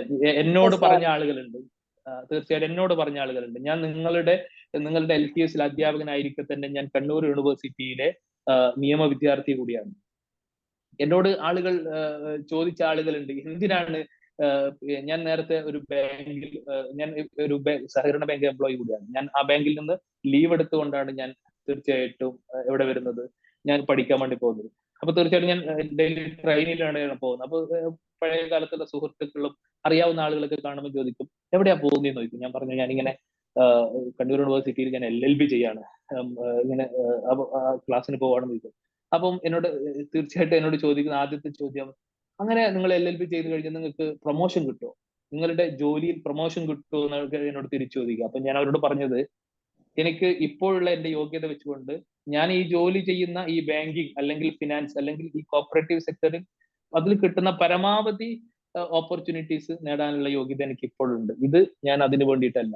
പിന്നെന്തിനാണ് നിങ്ങൾ പഠിക്കാൻ വേണ്ടി പോകുന്നത് എന്നാ എന്നോട് തിരിച്ചു. ഞാൻ പറഞ്ഞു, എനിക്ക് ഈ രാജ്യത്തിന്റെ നിയമം പഠിക്കൽ എനിക്ക് വലിയ ആഗ്രഹമുള്ള കാര്യമാണ്. എനിക്ക് ഈ രാജ്യത്തിന്റെ ഭരണഘടന പഠിക്കൽ വലിയ ആഗ്രഹമുള്ള കാര്യമാണ്. അപ്പൊ അതിനു വേണ്ടി മാത്രം നിങ്ങൾ 3 വർഷം നിങ്ങളുടെ ജോലി വേണ്ട എന്ന് വെച്ചുകൊണ്ട് പോവുകയാണോ എന്ന് ഒരുപാട് ചോദിക്കാറുണ്ട്. തിരിച്ച് ഞാൻ പറഞ്ഞ അതെന്റെ ആഗ്രഹമാണ്. ഞാൻ നാളെ അഭിഭാഷകനായിട്ട് വലിയ രീതിയിൽ പണം സമ്പാദിക്കാനോ അല്ലെങ്കിൽ വലിയ രീതിയിൽ ഇത് വേണ്ടി മാത്രം ലക്ഷ്യം വെച്ച് പോകുന്ന ഒരാളല്ല. എനിക്ക് നിയമ മേഖലയിൽ കൂടുതൽ കാര്യങ്ങൾ പഠിക്കാനും അതിൽ ഉപരിപഠനം നടത്താനും ഒക്കെ ആഗ്രഹമുള്ളത് കൊണ്ടാണ്. അപ്പൊ ആളുകൾ അതാണ് അല്ലെ നമ്മൾ പറയാറുണ്ട്, നമ്മൾ നമ്മുടെ അളവുകോല് വെച്ചുകൊണ്ട്, നമ്മുടെ സാറ്റിസ്ഫാക്ഷൻ വെച്ചുകൊണ്ടാണ് അല്ലെങ്കിൽ നമ്മുടെ ചിന്താഗതി വെച്ചുകൊണ്ടാണ് നമ്മൾ മറ്റുള്ള ഒരാളെ അളക്കുക, അല്ലെ? ഞാൻ ഡിഗ്രി കഴിഞ്ഞു, ഞാൻ PGക്ക് പോയില്ല, അതുകൊണ്ട് എനിക്ക് കുറച്ചുകൂടി നല്ല ജോലി കിട്ടി, എനിക്കത് നല്ല ഡിസിഷൻ ആയിട്ട് എനിക്ക് തോന്നി, അതുകൊണ്ട് നിങ്ങളും അങ്ങനെ ചെയ്യണം എന്ന രീതിയിലാണ് പറയുക. തീർച്ചയായിട്ടും നിങ്ങൾ ഈ ചോദ്യം നിങ്ങൾ ഇനിയും നേരിടും. നിങ്ങൾ LTSൽ ഞാൻ LTSന്റെ പ്ലാറ്റ്ഫോമിൽ ഒരു അധ്യാപകൻ, അദ്ദേഹത്തിന്റെ പേര് എനിക്ക് ഓർമ്മയില്ല, അദ്ദേഹം ഞങ്ങളുടെ ടീച്ചേഴ്സ് ഗ്രൂപ്പിൽ അദ്ദേഹം പങ്കുവെച്ചൊരു കാര്യമുണ്ട്. അദ്ദേഹം പറഞ്ഞൊരു കാര്യം, നമ്മുടെ കൂട്ടത്തിൽ 10ാം ക്ലാസ് +2 കഴിഞ്ഞ ഒരെണ്ണത്തിനെയും വെറുതെ വിടരുത്, എല്ലാവരെയും കൊണ്ടുവന്ന് ഡിഗ്രി പഠിപ്പിക്കണം എന്നാ പറഞ്ഞത്. എല്ലാവരെയും കൊണ്ടുവന്ന് ഡിഗ്രി പഠിപ്പിക്കണം. എനിക്ക് വളരെ രസകരമായി തോന്നി. കാരണം എന്താണ്, ഈ പറഞ്ഞ ഈ ഒരു പ്ലാറ്റ്ഫോമിന്റെ ഭാഗമായി കഴിഞ്ഞാൽ ഇതൊരു കണ്ടിന്യൂയിങ് എഡ്യൂക്കേഷൻ ആണ്. നമ്മൾ തുടർന്ന് പഠിച്ചുകൊണ്ടേയിരിക്കുന്ന ഒരു സംവിധാനമാണിത്. പക്ഷെ ഞാൻ നിങ്ങളോട് പറയുന്നത്, ഞാൻ ഈ വിദ്യാഭ്യാസത്തെ കുറിച്ച് സംസാരിക്കുമ്പോൾ യൂണിവേഴ്സിറ്റിയിൽ ഔദ്യോഗികമായി പോയി എടുക്കുന്ന ഡിഗ്രികളെ കുറിച്ച് മാത്രമല്ല കേട്ടോ പറയുന്നത്. വിദ്യാഭ്യാസം എന്ന് പറയുന്നത് ഏതെങ്കിലും യൂണിവേഴ്സിറ്റി കൊടുക്കുന്ന ഡിഗ്രിയുടെ മാത്രം പേരല്ല വിദ്യാഭ്യാസം. ഒരാൾ പറയുകയാണ്, ഇനി ഈ പറഞ്ഞ രീതിയിൽ ഒരാൾ നമ്മുടെ ഒന്നും ഭാഗമാവുന്നില്ല, അല്ലെങ്കിൽ രാജ്യത്തുള്ള ഒരു യൂണിവേഴ്സിറ്റിയുടെയും ഭാഗമാവാതെ അയാൾ പുതിയ കാര്യങ്ങളെ കുറിച്ച് സ്വന്തം നിലയിൽ വായിക്കുകയും പഠിക്കുകയും ഗവേഷണം നടത്തുകയും അറിയുകയും അതിനുവേണ്ടി യാത്ര ചെയ്യുകയും ആളുകളോട് അതിനു വേണ്ടിയിട്ട് സംസാരിക്കുകയും ചെയ്താൽ അതിന്റെ പേരും വിദ്യാഭ്യാസം തന്നെയാണ്. നമുക്കിപ്പോ അങ്ങനെ ഒരു ധാരണയുണ്ട്. നമ്മൾ ഈ വായന എന്ന് പറയുന്നത് അതൊരു ഹാബിറ്റ് മാത്രമാണ്, അതൊരു എഡ്യൂക്കേഷൻ ആയിട്ട് നമ്മൾ കാണാറില്ല. അല്ലെങ്കിൽ അതൊരു എഡ്യൂക്കേഷനുള്ള ഒരു മെത്തേഡായിട്ട് നമ്മൾ കാണാറില്ല. നമ്മൾ പറയാ അയാൾ നിങ്ങൾ ശ്രദ്ധിച്ചിട്ടുണ്ടോ, നമ്മൾ ഇങ്ങനെ ആളുകളെ കുറിച്ച് സംസാരിക്കുക, ചില ആളുകൾക്ക് നല്ല ഔദ്യോഗിക വിദ്യാഭ്യാസം കിട്ടിയ ആളുകൾ നമ്മൾ പറയും, he's a educated person, well educated person എന്നൊക്കെയാ പറയാ. ഒരുപക്ഷെ നമ്മുടെ കൂട്ടത്തിൽ വലിയ 10ാം ക്ലാസ് മാത്രം അല്ലെങ്കിൽ അങ്ങനെ വലിയ വിദ്യാഭ്യാസം ഇല്ലാത്ത ആളുകൾ ഉണ്ടാവും. പക്ഷെ അവർ നല്ല വായനകളിലൂടെയൊക്കെ ഒരു വലിയ ഒരു വിജ്ഞാനം നമ്മൾ കണ്ടെത്തിയിട്ടുണ്ട്. നമ്മൾ അവരോട് പറയാ, കുറച്ച് വിവരമൊക്കെ ഉണ്ട് അല്ലെ, നല്ല വിവരമുണ്ട്, വിദ്യാഭ്യാസം ഇല്ല പക്ഷെ നല്ല വിവരമുണ്ടെന്ന് പറയും. അങ്ങനെ അത് രണ്ടും രണ്ടാണോ? സത്യം പറഞ്ഞു കഴിഞ്ഞാൽ വിവരവും വിദ്യാഭ്യാസവും രണ്ടാണ്. നമ്മൾ അങ്ങനെ നിങ്ങൾ കേട്ടിട്ടുണ്ടാവും, ചില ആളുകൾക്ക് പറഞ്ഞ വലിയ വിദ്യാഭ്യാസം ഒന്നുമില്ല, ആകെ 10ാം ക്ലാസ്സേ പഠിച്ചിട്ടുള്ളൂ പക്ഷെ നല്ല വിവരമാണെന്ന് പറയും. സത്യം പറഞ്ഞു കഴിഞ്ഞാൽ എന്റെ അഭിപ്രായത്തിൽ യൂണിവേഴ്സിറ്റിയിൽ പോയി ഡിഗ്രി നേടിയ ഒരാൾ അല്ലെങ്കിൽ PG നേടിയ ഒരാൾ വിദ്യാഭ്യാസമുള്ള ഒരാളാവുകയും സ്വന്തം നിലയിൽ ഒരുപാട് വായനയിലൂടെയും പഠനങ്ങളിലൂടെയും ഒരുപാട് പരിജ്ഞാനം നേടിയ ആളുകളെ നമ്മൾ എന്താ വിളിക്കുക, നമ്മൾ പറയാ കുറെ വായിച്ചിട്ടൊക്കെ എന്തൊക്കെ അറിയാം എന്നാ പറയാ. അപ്പം അത് ഞാൻ ഈ പറഞ്ഞു വന്നത് എന്തല്ല, വിദ്യാഭ്യാസം എന്ന് പറയുന്നത് തീർച്ചയായിട്ടും എന്താണ്, ഇതൊക്കെയാണ് ഔദ്യോഗികവും അനൗദ്യോഗികവുമായിട്ടുള്ള ഒരു സംവിധാനത്തിന്റെ പേര്. നിങ്ങൾ അലി മണിക് ഖാൻ എന്ന് പറഞ്ഞിട്ടുള്ള ഒരാളെ കുറിച്ച് നിങ്ങൾ കേട്ടിട്ടുണ്ടാവും. അല്ലെ, നിങ്ങൾ കേട്ടിട്ടുണ്ടോ അലി മണിക് ഖാൻ? ഞാൻ അദ്ദേഹത്തെ കുറിച്ച് കൂടുതൽ പറയുന്നില്ല കാരണം സമയം. നിങ്ങൾ പത്മശ്രീ കിട്ടിയ ഒരാളാണ് അലി മണിക് ഖാൻ, അല്ലെ? ലക്ഷദ്വീപ്. ഒരുപക്ഷെ ചന്ദ്രനെ കുറിച്ച് മാത്രമല്ല, അദ്ദേഹത്തിന്റെ ഒരുപക്ഷെ അദ്ദേഹത്തിന്റെ ഗോളശാസ്ത്രജ്ഞനാണ്. പിന്നെ നമ്മൾ എന്ത് ചെയ്യണം, ഓഷ്യോഗ്രഫി അല്ലെ, കടലിനെ കുറിച്ചിട്ടുള്ള പഠനമാണ് ഓഷ്യോഗ്രഫി അല്ലെ, അങ്ങനെ തന്നെ പറയുന്നത്. അതിന്റെ ദ്വീപുകാരനാണ് അദ്ദേഹം. സ്വന്തമായിട്ട് അദ്ദേഹം വണ്ടി ഉണ്ടാക്കി, എന്താണ്, അദ്ദേഹം സ്വന്തമായിട്ട് ഉണ്ടാക്കിയ സ്കൂട്ടർ ഉപയോഗിച്ചുകൊണ്ടാണ്, സ്വന്തമായിട്ട് ഉണ്ടാക്കിയ ഫ്രിഡ്ജ് ഉപയോഗിച്ച് കേട്ടിട്ടുണ്ടാണ്. നിങ്ങൾ അദ്ദേഹത്തെ കുറിച്ച് ഇനി എന്റെ ഈ ക്ലാസ്സിൽ നിന്ന് ഞാൻ നിങ്ങളോട് സജസ്റ്റ് ചെയ്യാണ്. എനിക്കും എന്താണ് പത്രങ്ങളിൽ നിന്ന് വായിച്ചറിഞ്ഞ് അറിവ് മാത്രമാണ് ഉള്ളത്. പക്ഷെ അദ്ദേഹം എന്ന് പറയുന്നത് അങ്ങനെ വലിയ ഔദ്യോഗികമായ വിദ്യാഭ്യാസം, പക്ഷെ എന്താണ് ഞാൻ മനസ്സിലാക്കുന്നത്, നമ്മൾ കടലിൽ 2-3 മത്സ്യങ്ങൾക്ക് പേരിട്ടത് അദ്ദേഹമാണ്. അദ്ദേഹം കണ്ടുപിടിച്ച മത്സ്യങ്ങളുണ്ട്. ഗോളശാസ്ത്രത്തിൽ പാണ്ഡിത്യമുണ്ട്, കൃഷിശാസ്ത്രത്തിൽ അദ്ദേഹത്തിന് പാണ്ഡിത്യമുണ്ട്, അതുപോലെ തന്നെ ഒരു വിശാലമായ കാര്യങ്ങളിൽ. അതുപോലെ തന്നെ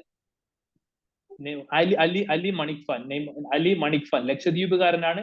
2-3 വർഷം മുമ്പ് പത്മശ്രീ കിട്ടിയ ആളാണ് അദ്ദേഹം. കേന്ദ്ര ഗവൺമെന്റ് അദ്ദേഹത്തെ ആദരിച്ചിട്ടുണ്ട്, പത്മശ്രീ കിട്ടിയ ഒരാളാണ് തീർച്ചയായിട്ടും. അപ്പം ഞാൻ ഈ പറഞ്ഞു വന്നതുപോലെ, അപ്പം അദ്ദേഹത്തെ കുറിച്ച്, അപ്പം അദ്ദേഹം അപ്പൊ നമ്മളെന്താണ്, നമ്മളാരാണ്, നമ്മൾ ബഹുമാനിക്കുന്നത് എങ്ങനെയാണ്?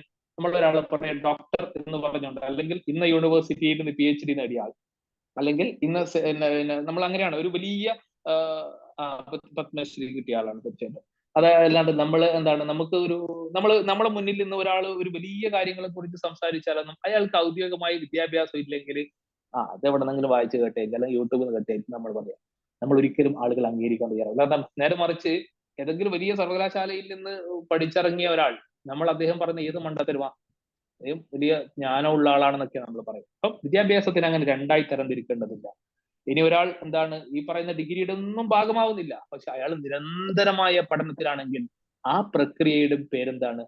തീർച്ചയായിട്ടും അതിന്റെ പേരും എന്താണ്? വിദ്യാഭ്യാസം തന്നെയാണെന്ന്.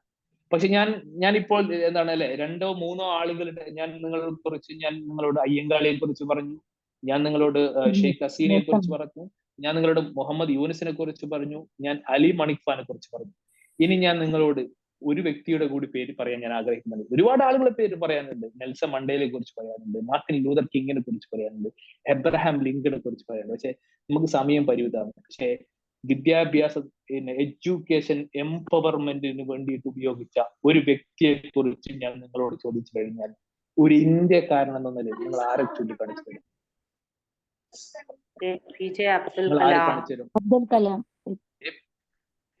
തീർച്ചയായിട്ടും APJ അബ്ദുൽ കലാം എന്ന് പറയുന്നത് തീർച്ചയായിട്ടും ആ പേര്. പക്ഷെ ഞാൻ പറയാൻ അല്ല, ഞാൻ എന്റെ മനസ്സിൽ വിചാരിച്ച വ്യക്തി APJ അബ്ദുൽ കലാം അല്ല. ഞാൻ APJ അബ്ദുൽ കലാം, യെസ്, തീർച്ചയായിട്ടും അംബേദ്കറിനെ കുറിച്ചാണ് ഞാൻ പറയുന്നത്. അബ്ദുൽ കലാം, ആ വോയിസ് ഒന്ന്, ഞാൻ അംബേദ്കറിനെ കുറിച്ചാണ് നിങ്ങളോട് പറയാൻ വേണ്ടി പോകുന്നത്. അത് അബ്ദുൽ കലാം അങ്ങനെ വലിയ നേട്ടമില്ലാത്ത ആളെന്നല്ല കേട്ടോ, അങ്ങനെ ഒരു അഭിപ്രായം ഒന്നും എനിക്കില്ല. തീർച്ചയായിട്ടും എന്താണ് അല്ലെ, നമ്മുടെ കുട്ടികളെ സ്വപ്നം കാണാൻ വേണ്ടി പഠിപ്പിച്ച, ഒരുപക്ഷെ ഞാൻ വിശ്വസിക്കുന്നുള്ളത്, ഒരുപക്ഷെ ഞാനൊക്കെ സ്കൂളിൽ പഠിക്കുന്ന കാലത്ത് ആണ് APJ അബ്ദുൽ കലാം ഇന്ത്യയുടെ പ്രസിഡന്റ് ആയിരുന്നു. അന്നൊന്നും നമുക്ക് ഈ പറഞ്ഞതുപോലെ അദ്ദേഹത്തിന്റെ പ്രസംഗം ഒന്നും നേരിട്ട് കേൾക്കാനുള്ള സംവിധാനം ഒന്നും ഇല്ലല്ലോ, യൂട്യൂബ് ഒന്നും ഇല്ല.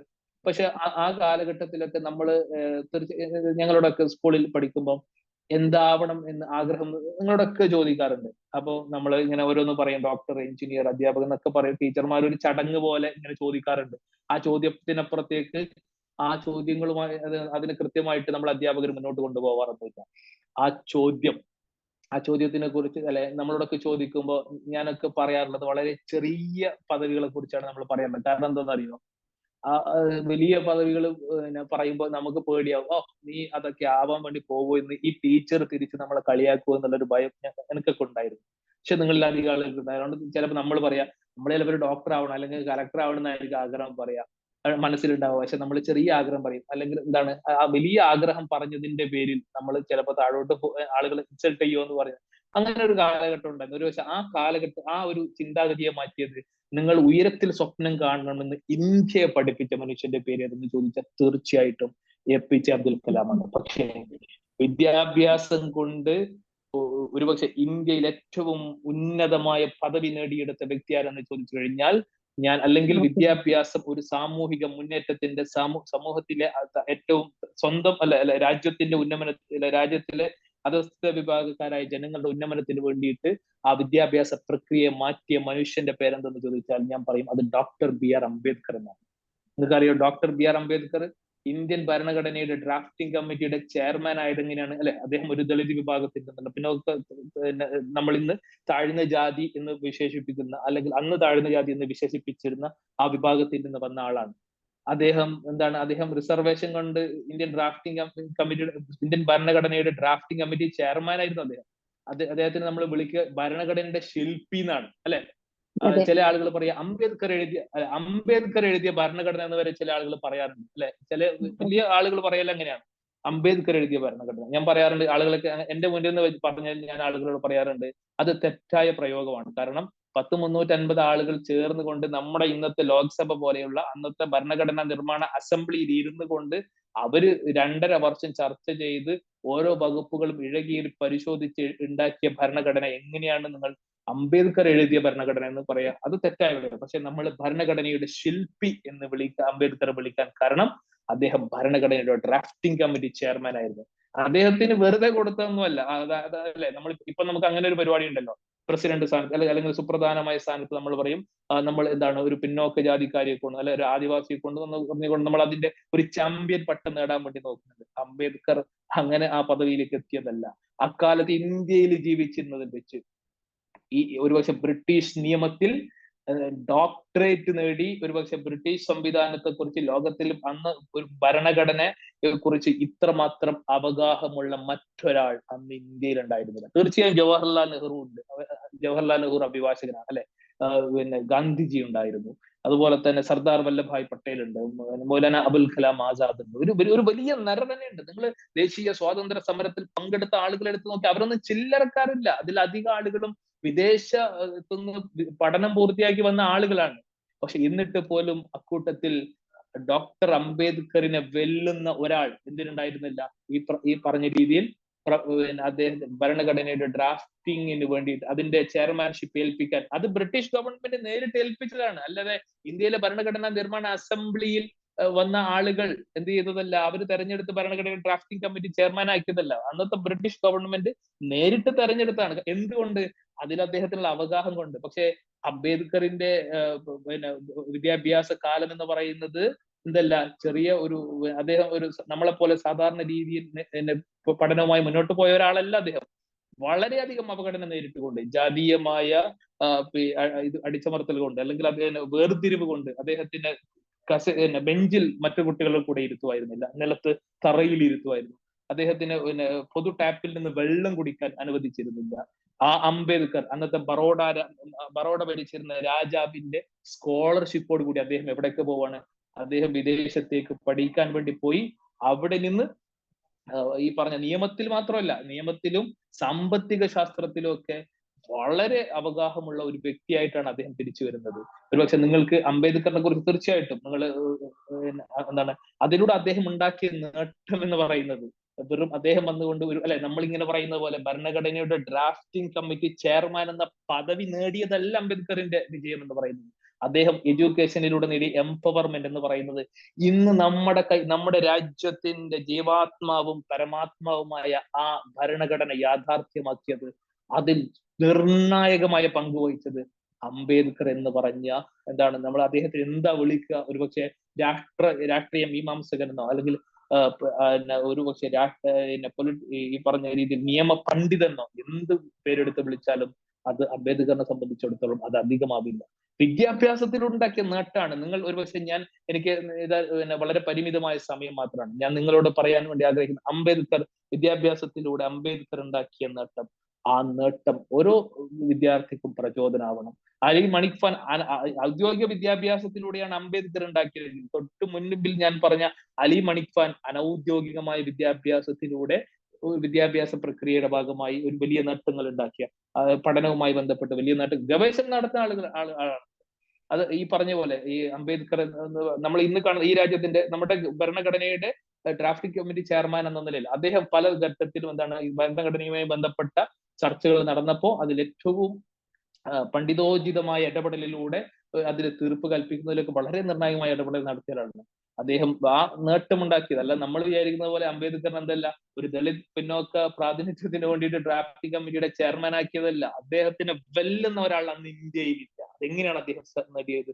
ഇതെങ്ങനെയാണ്? നിങ്ങൾ ഒരുപക്ഷെ അംബേദ്കർ എന്ന പേരിൽ ഇന്ത്യയിൽ ഒരു സിനിമയുണ്ട്. ആ സിനിമ നിങ്ങൾ കേട്ടിട്ടുണ്ടോ? സിനിമ കാണുന്നവരാണെങ്കിൽ അംബേദ്കർ എന്ന പേരിൽ ഒരു സിനിമയുണ്ട് ഇന്ത്യയിലെ പ്രശസ്തനായ ഒരു ആരാണ് ആ സിനിമയിലെ നടൻ? ആരാന്നറിയോ? ആ സിനിമയിൽ അംബേദ്കറായി അഭിനയിച്ച മമ്മൂട്ടിയാണ്. നമ്മുടെ അഭിമാനമായ മമ്മൂട്ടിയാണ് അംബേദ്കർ എന്ന് പറഞ്ഞ സിനിമയിൽ അഭിനയിച്ചത്. യൂട്യൂബിൽ ആ സിനിമ ലഭ്യമാണ്. നിങ്ങൾക്ക് സമയമുണ്ടെങ്കിൽ നിങ്ങൾ ആ സിനിമ കാണാൻ ആഗ്രഹിക്കുന്ന ആളുകളാണെങ്കിൽ തീർച്ചയായിട്ടും ആ സിനിമ കാണണം. അതിൽ നിങ്ങൾ ഒരുപക്ഷെ ആ സിനിമയുടെ ഷൂട്ടിങ്ങുമായി ബന്ധപ്പെട്ടിട്ട് ഒരു അനുഭവം ഒരാൾ പങ്കുവച്ചത് ഞാൻ ഫേസ്ബുക്കിൽ വായിച്ചിരുന്നു. ഈ ഷൂട്ടിംഗ് പൂനെയിലെ മറ്റാണ് ഇതിന്റെ ഷൂട്ടിംഗ് നടന്നത്. അത് ബോളിവുഡ് സിനിമയാട്ടോ, ഇതല്ല, ഈ മലയാള സിനിമ അല്ല കേട്ടോ, ബോളിവുഡ് സിനിമയാണ്.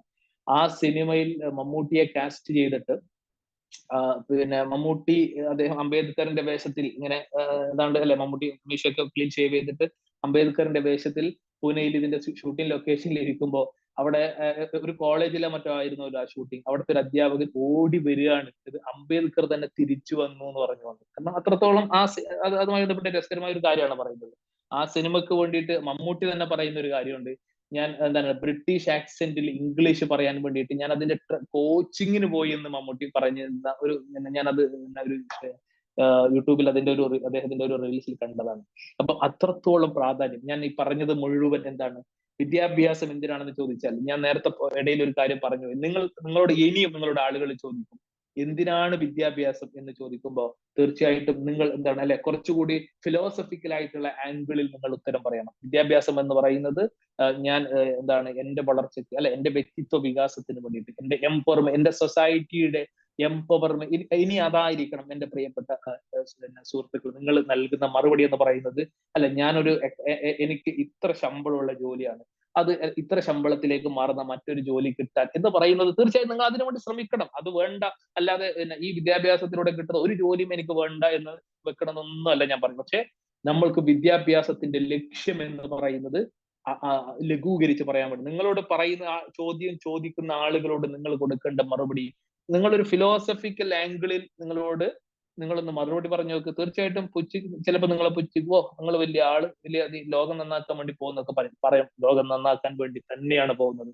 അതിന് തന്നെയാണ് ഇത് എന്താണ് സോഷ്യൽ ചേഞ്ചിനുള്ള ഒരു വെപ്പണാണ്. അതിനു വേണ്ടി അല്ലെ നമ്മൾ അതിനു വേണ്ടിയിട്ട് എന്താണ് ഞാൻ ഈ പറഞ്ഞതുപോലെ ലിവ് ടു സ്മൈലിൽ നിങ്ങൾ നമ്മളുടെ ഒരു ഡിസ്റ്റൻസ് പ്രോഗ്രാമിന് വേണ്ടിയിട്ട് രജിസ്റ്റർ ചെയ്ത് കഴിഞ്ഞാൽ അത് മാത്രമല്ല നിങ്ങൾ കണ്ടിന്യൂ ചെയ്തുകൊണ്ട് നിങ്ങൾ ലേൺ ചെയ്തുകൊണ്ടേയിരിക്കണം. അതെങ്ങനെയാണ് പഠിക്കേണ്ടത്? പുതിയ കാലഘട്ടമാണ് അല്ലെ, നമുക്ക് പുതിയ സാങ്കേതിക വിദ്യകളുണ്ട്. ഞാൻ നേരത്തെ പറഞ്ഞതുപോലെ നമുക്ക് പണ്ട് APJ അബ്ദുൽ കലാമിന്റെ പ്രസംഗങ്ങൾ കേട്ടിട്ടില്ല. കാരണം എന്താണ്, ഒന്നെങ്കിൽ അദ്ദേഹത്തിന്റെ പ്രസംഗം നമ്മൾ ലൈവായി പോയി കേൾക്കണം, അല്ലെങ്കിൽ നമ്മൾ ചാനലുകളിലൊക്കെ അന്ന് പരിമിതമായ വാക്കുകളിൽ മാത്രമേ നമുക്ക് അദ്ദേഹത്തെ കാണാൻ വേണ്ടി പറ്റുള്ളൂ. ഇന്ന് അതല്ല. ഇന്ന് ലോകത്ത് ഏത് രാജ്യത്ത് നടക്കുന്ന ഏത് ലെക്ചറിങ് വേണമെങ്കിലും നിങ്ങൾക്ക് യൂട്യൂബിൽ നിന്ന് കിട്ടും അല്ലെ, നിങ്ങൾക്ക് സോഷ്യൽ മീഡിയയിൽ നിന്ന് കിട്ടും. ഇന്ന് നിങ്ങൾക്ക് ഇന്ത്യയിലിരുന്നു അല്ലെ, നമ്മുടെ വീട്ടിലിരുന്നു കൊണ്ട് നമുക്ക് ജർമ്മൻ ഭാഷ പഠിക്കാൻ വേണ്ടി പറ്റും. വീട്ടിലിരുന്നു കൊണ്ട് അറബി ഭാഷ നമുക്ക് പഠിക്കാൻ വേണ്ടി പറ്റും. വീട്ടിലിരുന്നു കൊണ്ട് നമുക്ക് ലോകത്ത് ഏത് ഭാഷയും പഠിക്കാൻ വേണ്ടി കഴിയുന്ന കാലം. ലോകത്ത് ഏത് പുസ്തകം ഒരുപക്ഷെ നമുക്ക് ഈ ബുക്കായിട്ട് നമുക്ക് എന്താണ് ഇന്റർനെറ്റിൽ സെർച്ച് ചെയ്ത് കഴിഞ്ഞാൽ നമുക്ക് അതിന്റെ PDF ലഭിക്കുക അല്ലെങ്കിൽ ഈ ബുക്ക് കിട്ടുന്ന ഒരു കാലമാണ്. അപ്പൊ നമുക്ക് നമ്മുടെ അറിവിന്റെ വാതായങ്ങൾ ഒരു പരിമിതിയുമില്ല. നമുക്ക് ലോകത്തോട് അല്ലെ ഈ പറയുന്ന നിങ്ങൾ എന്തിനാണ് നിങ്ങൾ ബിരുദം നിങ്ങൾ പഠിക്കുന്നത് ചോദിച്ചാൽ വളരെ ഫിലോസഫിക്കലായിട്ട് അത് നമ്മുടെ വളർച്ചയ്ക്ക് സോഷ്യൽ ചേഞ്ചസിന് വേണ്ടി അത് ഉപയോഗിക്കാൻ വേണ്ടിയിട്ടാണ്. അപ്പൊ നിങ്ങൾക്ക് ചിലപ്പോൾ നിങ്ങൾക്ക് സംശയം വരും. ഞാൻ ഈ പറഞ്ഞെങ്കിൽ പോലും നിങ്ങൾ ചിലപ്പോൾ എന്ത് ചെയ്യില്ല, നിങ്ങൾ അത്ര ധൈര്യത്തിലൊന്നും പറയില്ല. കാരണം എന്താണ്, തിരിച്ചു കേൾക്കാൻ വേണ്ടി പറ്റുന്ന പുച്ഛം അല്ലെ, ചില ആളുകൾക്ക് അങ്ങനെയാണ്. വളരെ നെഗറ്റീവ് ആറ്റിറ്റ്യൂഡിൽ മാത്രമേ നമ്മളോട് സംസാരിക്കുള്ളൂ.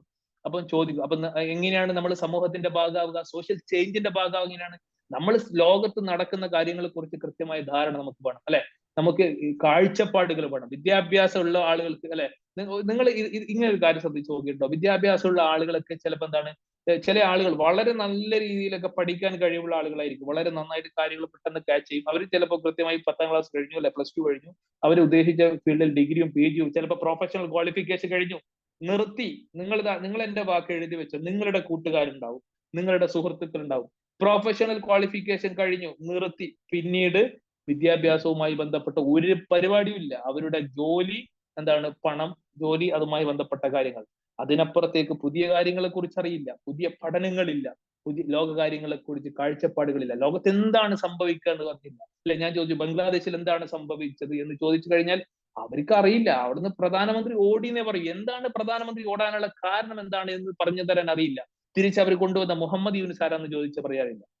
നമ്മുടെ നാട്ടിൽ ഒരു ഹേമ കമ്മിറ്റി റിപ്പോർട്ട് ഇറങ്ങും അല്ലെ, അത് ചിലപ്പോൾ സിനിമയുമായി ബന്ധപ്പെട്ട കാര്യമാകുമ്പോൾ അത് നമുക്ക് കേൾക്കാൻ ഒരു രസമാണ്. കാരണം നമുക്ക് സിനിമയുമായി ബന്ധപ്പെട്ട എല്ലാം മലയാളികൾക്ക് നമ്മുടെ ഒരു താരങ്ങളുമായി ബന്ധപ്പെട്ട, അതുപോലെ എല്ലാ വിഷയങ്ങളിലും കൃത്യമായ ധാരണ നമുക്ക് ഉണ്ടാവണം. നമ്മുടെ അല്ലെ, നമുക്ക് ഭാഷ തടസ്സമാണെങ്കിൽ പല ആളുകളും എന്നോട് വ്യക്തിപരമായിട്ട് പറഞ്ഞിട്ടുണ്ട്, എല്ലാ ആഗ്രഹമുണ്ട്, പക്ഷെ ഭാഷ ഒരു തടസ്സമാണ്. അല്ലെ, മലയാളത്തിൽ മാത്രം അവിടെ നമ്മൾ ആ തടസ്സത്തെ നമ്മൾ എങ്ങനെയാ മറികടക്കുക? അല്ലെ, നമുക്ക് പഠിക്കാൻ, നമ്മൾക്ക് പുതിയ കാര്യങ്ങൾ ചെയ്യാൻ വേണ്ടിയിട്ട് ഭാഷ, ഇംഗ്ലീഷ് ഒരു തടസ്സമാണെങ്കിൽ ആദ്യം നീക്കേണ്ടത് ആ തടസ്സമാണ്. അല്ലെങ്കിൽ ഈ പഠിത്തത്തിന് ചിലപ്പോൾ എന്താണ്, പഠിത്തത്തിനോട് നമ്മൾ ആ തടസ്സം നീക്കാൻ വേണ്ടി ശ്രമിക്കണം. പക്ഷെ ആ തടസ്സം നീക്കാൻ കഴിയില്ല എന്നുള്ളത് കൊണ്ട് ഈ വിദ്യാഭ്യാസ പരിപാടികൾ നമ്മൾ ഉപേക്ഷിക്കാൻ വേണ്ടി പാടില്ല. അല്ലെ, നമ്മളൊരു യാത്രയിൽ തടസ്സം ഉണ്ടെങ്കിൽ നമ്മൾ എന്ത് ചെയ്യുക? തടസ്സം നീക്കിയിട്ട് നമ്മൾ യാത്ര മുന്നോട്ട് പോകണം. തടസ്സം നീക്കിയെടുക്കാൻ നമുക്ക് സമയം ഒരുപാട് നഷ്ടപ്പെട്ടേക്കാം, നമുക്ക് ഒരുപാട് ഊർജം ചെലവഴിക്കേണ്ടി വന്നേക്കാം. പക്ഷെ ഊർജം ചെലവഴിക്കേണ്ടി വന്നാലും സമയം നഷ്ടപ്പെടുത്തേണ്ടി വന്നാലും എന്ത് ചെയ്യണം? അത് തടസ്സമാണ് എന്ന് നിങ്ങൾക്ക് ബോധ്യപ്പെട്ടാൽ ആ നിമിഷം ആ തടസ്സം മുന്നോട്ട് നീക്കിയിട്ട് നിങ്ങളൊന്ന് യാത്ര ചെയ്ത് നോക്ക്.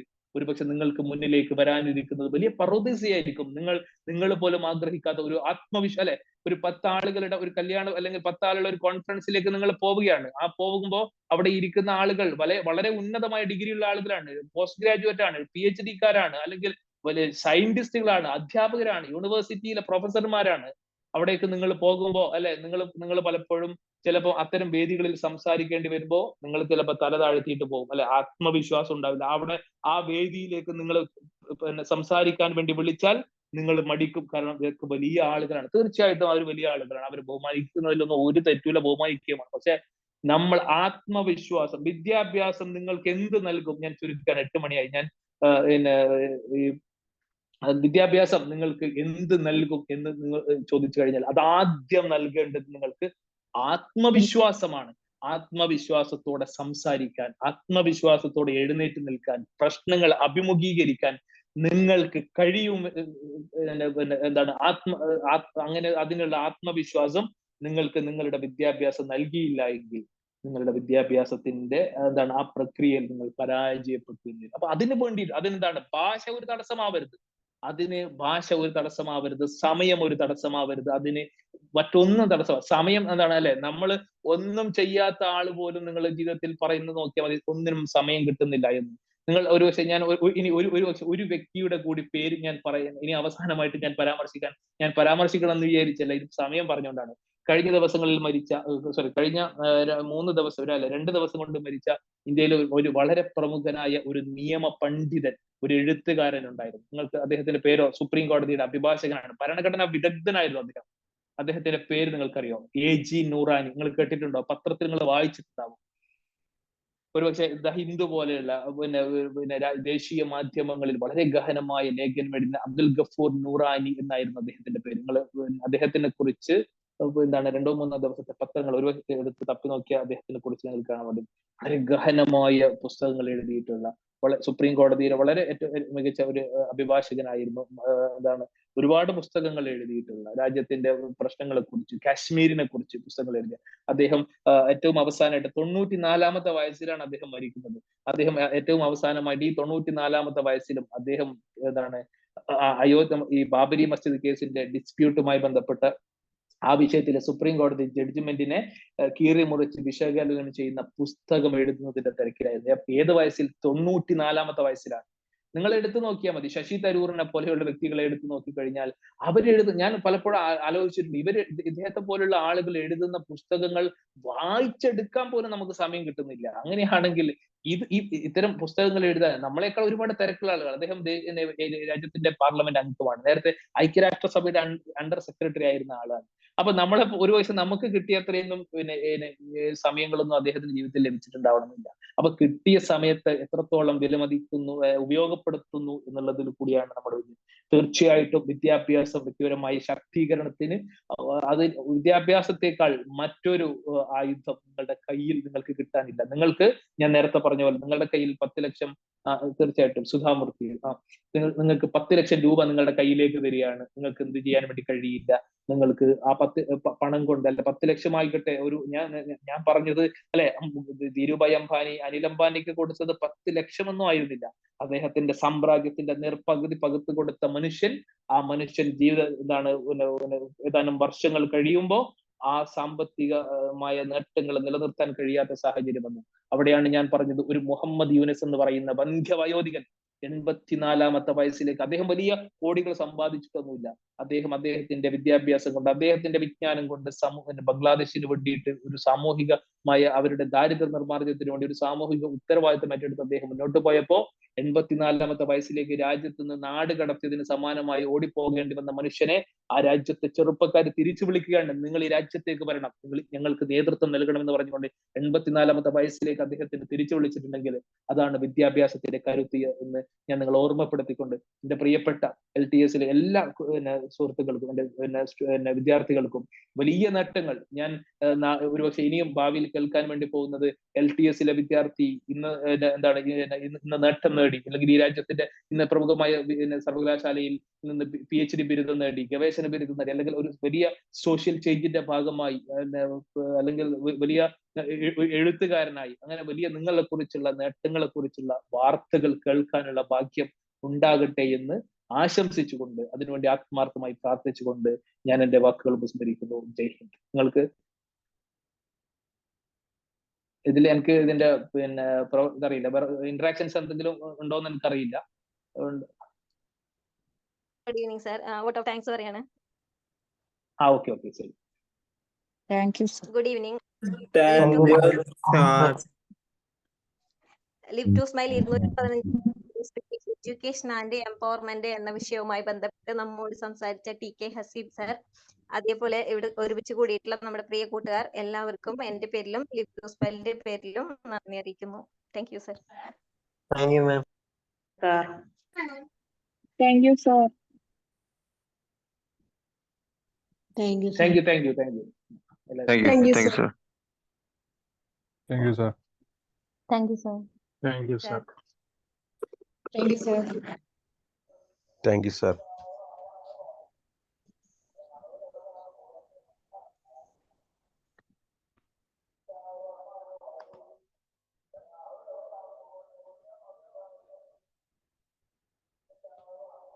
Thank you, sir.